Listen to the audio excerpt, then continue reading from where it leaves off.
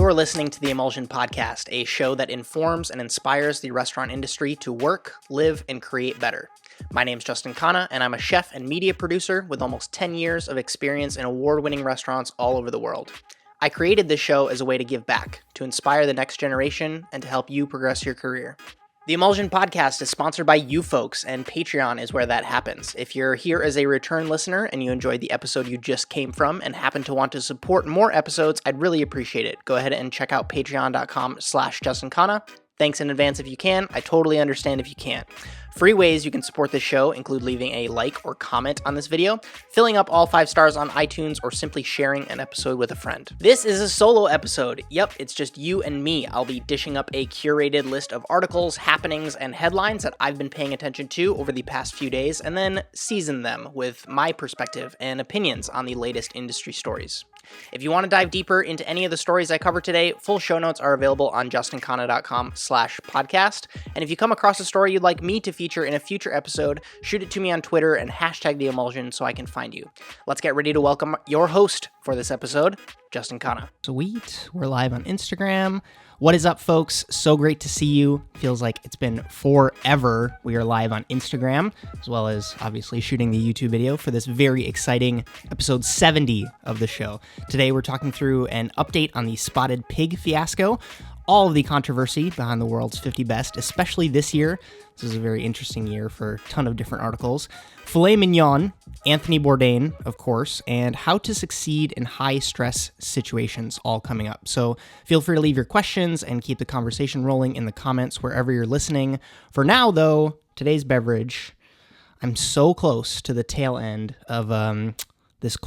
I'm making it into cold brew because this is like a weird mutt mix of a bunch of different kinds of coffees. There's a coffee place right below my apartment building here in Seattle, and they were throwing away a bunch of coffee last year, and so I was happy to take it, and so I've just been kind of mixing it together and making it into cold brew for the summertime. That's usually my second cup of coffee for the day, but I've been very, very, very bored with it, so I'm very excited. I think I have one more batch to get through. That's like a 3 to 4 day supply, and then I will finally be done with that cold brew coffee. So that's what that is. It is what it is. First up, and arguably the most impactful news story, not just in the past 2 weeks, but for the entire year. Of course, Anthony Bourdain has passed away. This is probably old news to many of you, but I do this show every 2 weeks, so you just got to deal with that. But I would hate to not cover it because it sent ripples out very far and wide. So on June 8th, while in France filming an episode of Parts Unknown, Eric Ripert, who is also a very well-known chef and one of Bourdain's friends, came into his hotel room and found him unresponsive. It was then determined that he had committed suicide. So I'm going to read a very short article from a food writer, much more talented than I am at writing, Kat Kinsman, who we've actually talked about on the show before. She is a pretty big evangelist for mental health, especially in the industry sphere. So she has a really great support group on Facebook for industry folks, and she wrote a piece for Food and Wine on the day of the event, and it goes something like this. Quote, "Chefs die all the time, and no one talks about it. There are a million reasons for this, but the thing is that it happens constantly, and it's only spoken of in hushed tones so no one gets upset. Other people's feelings are awkward, and we as a culture are exceptionally crappy at talking about them. We're afraid of making things worse or seeing someone in a different way or having them see us in a vulnerable state. But as I see it, you either have to deal with the slightly uncomfortable situation of having your line cook cry in front of you, or you cry at their funeral. I'm sorry to make it sound dire, but it is, especially today. Anthony Bourdain killed himself. I don't know why. Even if I did, it wouldn't matter, because it cannot be undone or make anyone feel any better. There was absolutely no one else in the world like him, and the constant refrain I've heard from chefs, writers, and food lovers I met through my work as a journalist was, quote, I want to be Anthony Bourdain, end quote. Still quoting the article now. That stings especially today. We can only assume that even he didn't want to be Anthony Bourdain anymore, and it is painful and shocking and somehow still unreal that someone could have the fame, wealth, respect, admiration, and opportunity that he did and still not wish to live. We are all in some way unknowable, and maybe him more than most. I knew him well enough to chat about some pretty deep things from time to time, and to tell him the last time I saw him in person that being in love looked pretty good on him. He heartily agreed, end quote. So that is the end of that article. This will hopefully help transition into my opinion on this story. I posted a few tweets that day. If none of you are following me there, I also posted a little bit on Instagram. I remember waking up here on the west coast of the US pretty early in the morning and kind of scrolling through essentially all of my social media feeds, kind of plastered with photos and quotes and condolences. It was not a good feeling to see someone that I respected so much and admired having taken his own life in light of the demons he was battling. So, of course, I could make an entire show dedicated to his death and mental health and problems and potential solutions. That's technically kind of what the first half of the show ends up being. But to be fully transparent with you folks, I had 2 small bouts with depression, once while I was living in Chicago and another time when I was living in California, both because of my performance at work. I felt very alone, very frustrated, never to the point of inflicting any self-harm. But I think that there's some like natural DNA and some amazing parenting that's kind of helped me dip into those dark places and kind of sense what they feel like. And then I'm able to shift gears and kind of get the hell out because I'm so inspired by things like self-improvement and growth and positivity and optimism. So to me, there's no point in being in that state, but that's me. I know that not everybody is like that, and I definitely don't want to make this story about me. Sharing this story is not about that, but I want to go on the record saying that I do have empathy for that. I've gone through those peaks and valleys, and what it's done for me is cultivated this awareness so that when I see self-doubt or fear or uncertainty in my own work or in my own life, I know what that leads to, and then I'm able to kind of be proactive in implementing my own self-care that helps me mitigate those problems myself. I know that I can be a pretty optimistic person on and off of the internet, and I don't want it to seem like that stuff doesn't exist for me, or I don't know what it's like, because I do. A little cold brew sip. But what really stuck out to me with the Anthony Bourdain story was, regardless of the way that he died, although I do agree that the unexpected suicide had something to do with it, no one really saw it coming, but the range of people that were affected by his passing was so across the board, right? I think about like Paul Bocuse dying. The chef world was absolutely in mourning, but with Bourdain, you saw actresses and politicians and journalists and musicians and designers and pilots and like insurance agents. They were all able to connect with this man.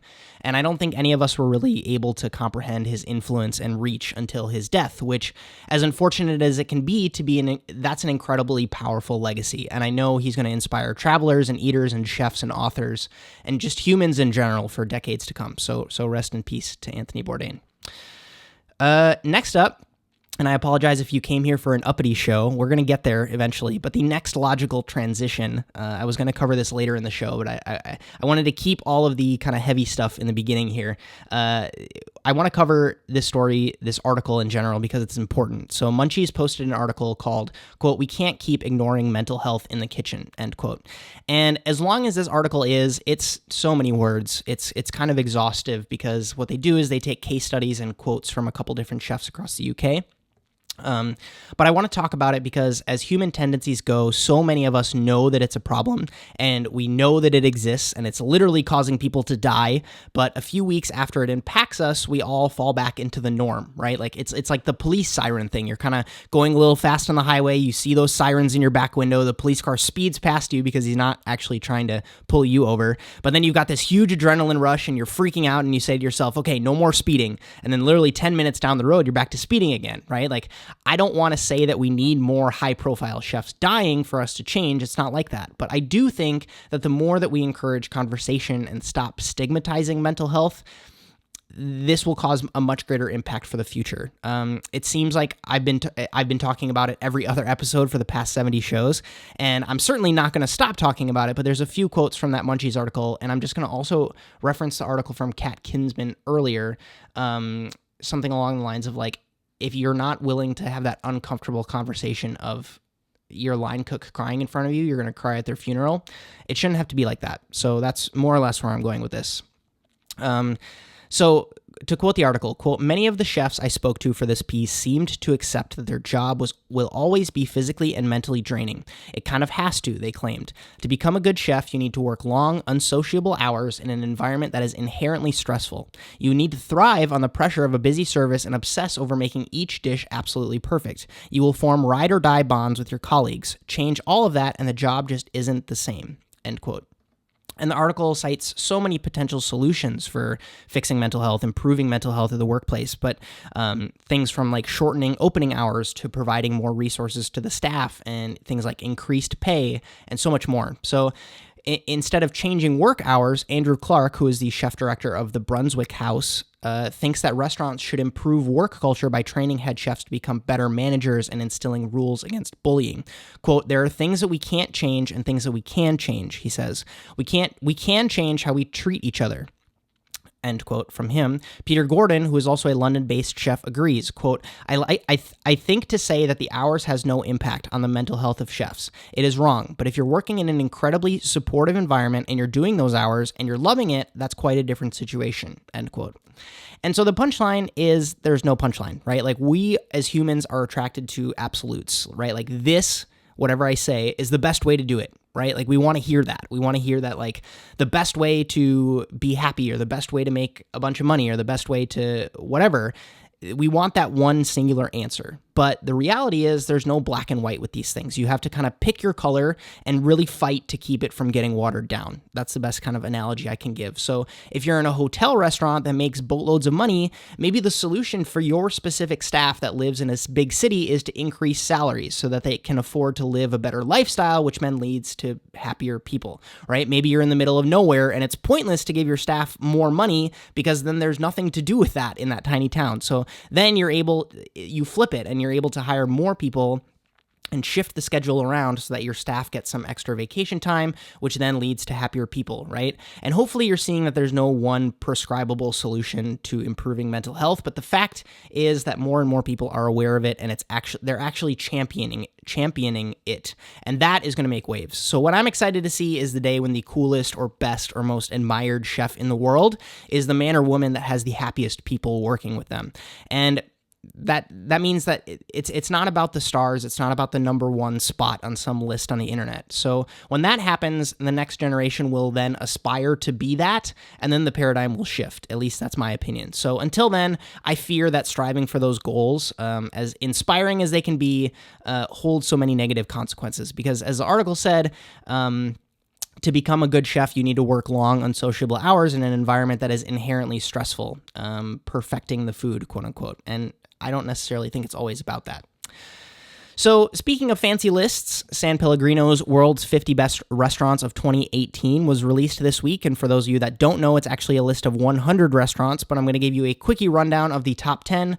10, Etxebarri in Spain. 9 is Mugaritz. 8 is L'Arpege. 8 is Maido, 6 is Central, 5 is Gagán, 4, 11 Madison Park, 3, Mirasur, 2, El Cellar de Can Roca, and number 1 is Osteria Francescana, which previously went from number 2 to number 1.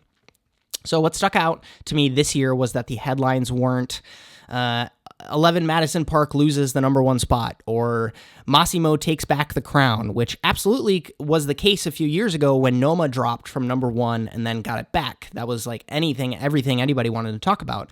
But there was so much outrage with this year's list, so let's get into that. So Ryan Sutton from Eater, writing in his piece, quote, while so much of the food world is coming to grips with entrenched sexism and racism in the industry, its awards and its adjacent media, the world's 50 best restaurants list really isn't changing much at all. The list in 2018 remains over 50% European, shockingly expensive, inexcusably male, and with the strong neo-colonist overtones. The top Spanish restaurant, El Cellar de Can Roca, doesn't publish its menu online, doesn't publish its prices online, and makes you book a table a year ahead. The only restaurant from mainland China, the most populous nation in the world, is again a $600 per person spot run by a French guy, Paul Perret. The only restaurant in Singapore is run by, you guessed it, a French guy, and the only African restaurant on the list, as it's been so many times, is a globally minded spot run by a British-born chef, and that's talking about the Test Kitchen in Cape Town. So once again, he says, quote, once again, no restaurants from the South Asian subcontinent, a landmass that makes up about a quarter of the Earth's population, made the list, end quote. And I'm going to end with this article quoting session with a couple of rhetorical questions from Ryan Sutton. He says, Quote, why would announcer Mark Durden-Smith once again say tonight's all about girl power when so few women made the list? What would prompt a male announcer after presenting a young chef from Taiwan with a scholarship award to suggest that she might go into accounting one day? Why can't Durden-Smith properly announce names of restaurants and people who have been on the list for years, in italics? While the list does focus attention on cities and Michelin cities and has avoided or since expanded to Lima, Mexico City, Brazil, Bangkok, and this year Istanbul, it doesn't come close to the global scope of its title proclaims.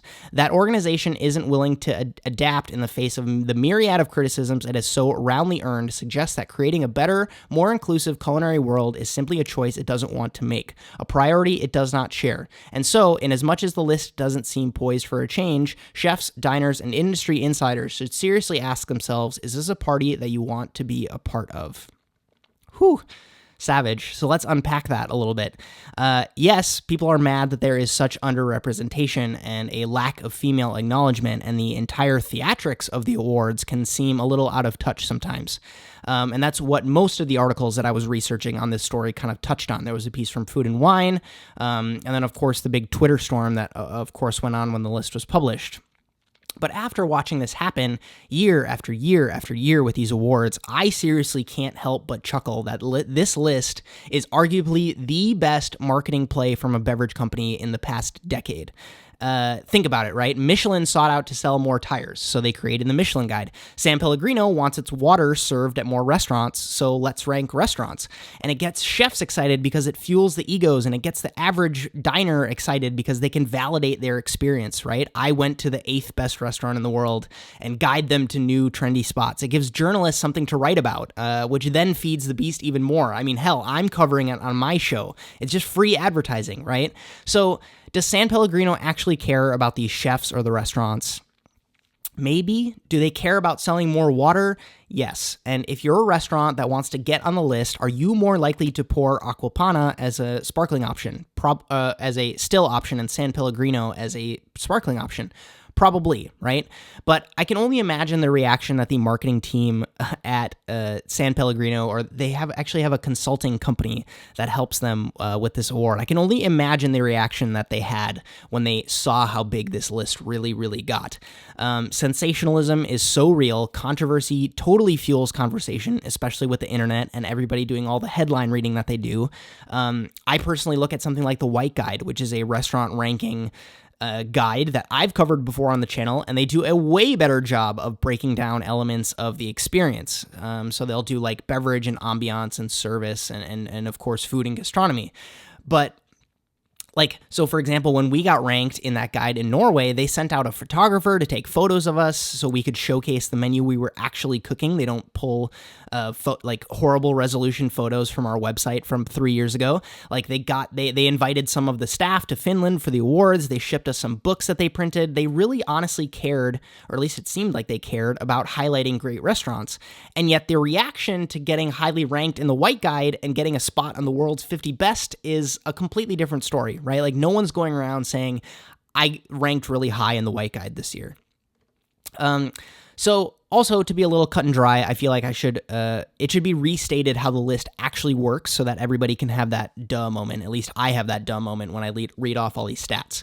So the world's 50 best academy, they're divided around the globe into 26 different regions. So in those regions, there's a chairperson, and then that chairperson selects 40 different people. So it's everybody from chefs to restaurateurs and journalists and critics and traveling eaters. And then that posse of 41 people that they assemble is not just set in stone. So at least 25% of that group has to change every single year to kind of keep it fresh. So doing some quick math, that's just over 1,000 people on this voting list. So there's 1,000 people that cast their vote into this list. So if you're a voter, you get 10 votes, right? That's awesome. You get to pick restaurants that you've dined at over the past 18 months, 4 of which must be outside of your geographical region, and then it all gets tallied up. So riddle me this. Does it make any sense that the list is the way that it is? Because to me, it makes 3,000% sense, right? You have these people that are in the know, and they just have 10 names that they can write down every year.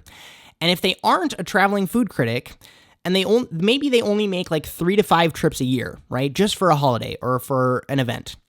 Where are they going to go for their meal when they're traveling? Are they going to go to Northern Africa? Maybe, but is the restaurant that they eat at going to be better, quote unquote, better than their meal at L'Arpège in their layover in Paris on their way back to London?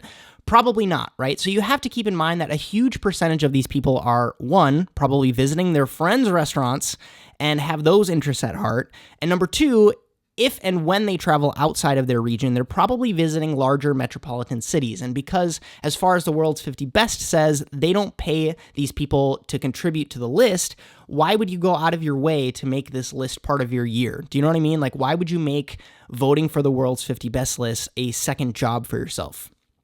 You're getting paid for a speaking engagement in New York, probably going to go eat at 11 Madison Park for my one night in New York City because it was number one last year and I'm a voter for World's 50 Best. Boom, there's your vote, right? Because if you've only been to New York once in the past 18 months, that's just how it goes. And if anybody's watched Ugly Delicious, it's very easy to see that, especially someone like David Chang in the pizza episode, he says, I vote for you every year. To his friend that makes pizza. So it's like, he doesn't really think, yes, he does think it's the best restaurant in the world, like one of the 10 best restaurants in the world for him, but it's also kind of like he's helping his buddy out, you know what I mean? And he just wants to be able to say that, I don't know, it's, I see why it's fucked up. So it is what it is. I did a slight amount of digging into their Academy chairs as well, because I like to research for this show. But remember, each region has someone that picks those 40 voters, and the entire continent of Africa has one representative who is based out of, you guessed it, Cape Town. So it's no shocker that there isn't a ton of African restaurants being highlighted, and that the only one that's on that continent that is highlighted is in Cape Town. It just is what it is. I don't know, folks. For me, it's just really easy to get on a soapbox and talk about not being inclusive for all of these lists or not being an honest representation of good restaurants. But there's so many organizations trying to do great work, and a shocking amount of people just don't care, right? Like millions of people just want to know which one's the best. So why not give it to them? And then they'll disagree with you and share your list with the world because they think you're wrong. It's just so freaking smart. Like, it's working. It works. So I don't know. That's my rant on World's 50 Best. If any of you have been to restaurants that you've been excited about that you think should have shifted spots, definitely let me know down low in the comments. I'd love to know. So next up, to kind of change it up a bit, the Chicago Tribune came out with a piece called, quote, "In Praise of Filet Mignon, Maligned by Chefs, Yet Still Beloved." End quote. And this isn't normally a story that I would cover on the show, but I just think it's hilarious. I highly, highly recommend the read. The video is actually a piece of shit that they show at the beginning of the article. Sorry, Bill Daly, but you got to get someone to help with your videos. But he's talking about growing up with filet mignon. A lot of us chefs know filet mignon, beef tenderloin, whether you've cooked it or you've been out to restaurants and you see, like, what's that $45, $65, $85 steak on the menu. I remember I grew up on filet mignon too. My mom would get me these little, like, bacon wrapped tenderloins from the grocery store, and I would practice cooking meat when I was like 16 or 17 in my kitchen at home. It didn't really teach me how to cook meat because I would, like, get it to, like, medium rare, which is really easy with that, and I'd probably still have our ugly gray ringer on the outside, but I felt like I was cooking steak, so I felt great. So I totally understand the love for them, right? It's not funky or chewy, it's really tender, and it's super easy to just put a béarnaise sauce or a mustard or a blue cheese or a bacon sauce on it and make it salty and meaty and tasty, but that's it, right? Like, why would you spend top dollar on a cut of beef only to spice it up with a cheap condiment? That's kind of like the argument for chefs against it. You're paying for this super expensive cut, but then you're just whatever. So it's to each their own. I'm not going to rant and rave about it, but the reason why you should read this article is to get a little empathy for the diner. I know I'm super guilty of getting caught up in my own ways, the methods and techniques that I was taught and that I know that my chef friends respect. And it's really easy to forget that sometimes the people that you're cooking for literally have chicken Caesar whole wheat wraps for lunch at their desk every single day, and the food that you're cooking for them is just the most insanely pleasurable experience of their week. So indulge them a little. Explain why the ribeye is so good. Talk about why you love the flavor of mussels or whatever you're serving. And if they want to get a beef tenderloin, hey, maybe it's because they don't know any better. And if that's what they want and it's going to make them happy, cook them a really banging filet mignon. That's my rant on that, or my opinion on the story. Next up, and an update on the story that we've been chronicling over the past few weeks or so. First, we had Mario Batali, then we had April Bloomfield, and now we have Gabriel Hamilton, chef of Prune in New York City, taking over the Spotted Pig, and so many people didn't see this coming. The next chapter in this story is highly controversial, so many people kind of outraged in a fiasco that's essentially being fueled by the Me Too movement, has been taken up and kind of wanting to be steered by a female chef, right? That's one of the reasons why people are so kind of ticked off and salty about it. So they're not just mad at the news that she's taking it over, but it's her bizarre comments of wanting to quote unquote help. Hamilton saying, quote, "Everyone gets so excited when Jose Andres goes into these natural disasters and helps people. They ought to be happy that these two women are going into a man-made disaster to help make things right," end quote. And that definitely did not sit well with a lot of people. So many journalists saying that it's not the same, you can't draw those same comparisons, and this is absolutely a different reaction from the one that we saw with Alex Stupak taking over Salvation Taco, which we covered 2 weeks ago. It definitely did not have the same tone as this does. So partially because Stupak didn't get up on a high horse saying he was going to be righteous with the situation, but overall, it is strange to see that all of these restaurants are kind of getting dealt out to chefs across the city, but still staying under the same name, right? Like, why not shut down the Spotted Pig, turn the space into a different restaurant? Maybe it's to breathe new life into it, or, I mean, that cliche restaurant thing of like putting the sign outside that says under new management. It's going to be interesting to see what the evolution of the brand looks like in 18 to 24 months and how these restaurants are faring. I can totally see why she wanted to justify the decision. I would rather see her being proactive about it, that she's excited, rather than to see people like make their own judgments. But I can only imagine what it was like seeing a restaurant like Spotted Pig on the table as an offer and having to make that call. But the internet, if the internet is good at one thing, it's showing you that the comparison you're trying to make is not right. So it's really easy to kind of just get destroyed in the comments section. So we're going to hopefully close the book on this story unless there is some other crazy developments with each restaurant, and I will definitely cover them if it comes to that. But for now, I just wanted to give you an update on that story because we've been covering it for 4 weeks now, 5-6 weeks now. But in the meantime, I will just await the changing hands of another Bloomfield restaurant. So last up here, industry style, this is direct answer. It's usually from a DM that you folks have sent me. Mihir G, I hope I'm saying that right, asks on YouTube, "I've been working in a very corporate, service-focused style of restaurant. How do I break out of that comfort zone and push myself to get back to the more competitive fine dining / semi-fine dining scene? I feel like I've lost my edge, and I don't want to keep moving in the direction I'm currently heading. I'm worried that my rather one-dimensional experience over the last little while will count against me when approaching more elite food-focused restaurants." So there's a quote from Grant Achatz that goes, and it's not like a published quote, it's something that he said to a friend of mine, and they told it to me, that you do a job for either the experience, the resume, or the money. So to me, you got to kind of ask yourself that question. If you're doing it, like, there is no pressure in, if you're working in a very corporate environment where if your ambition is for fine dining and you want to save up for eventually being able to work for free for 3 months before you get the job, or if you're planning a move, and working in this way kind of sets you up for that, I think that the chef or person that is going to interview you is only going to respect that if you tell them, like, I had this lapse in my career where I, needed to go work at Google or Facebook or wherever to get, or an insurance company in their cafeteria to get a good paying job, so that I could afford to finally come work here. I think that's gonna not hurt you in any way, shape, or form. But I would, if you're really wanting to kind of do both at the same time, I think that there's opportunities, if you're really hungry for it, to kind of do what I did, where, you have this thing that you're doing because you have to, and then one day a week you go spend time at a restaurant that is pushing the boundaries, pushing yourself a little bit more.